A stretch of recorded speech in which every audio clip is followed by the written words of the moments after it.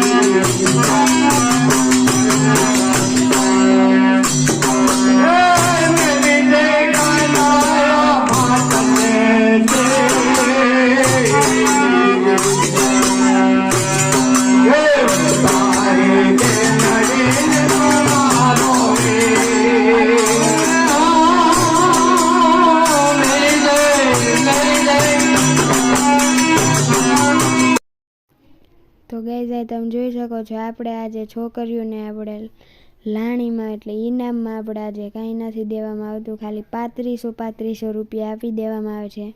તેની મનપસંદની આઈટમ જેને જે લેવી હોય એ આપણે આપી દીધું, ને આપણું ગિફ્ટ પણ આપણે આપી દીધું છે ઇનામ. તો બસ ગાઈઝ, આજે એટલું જ.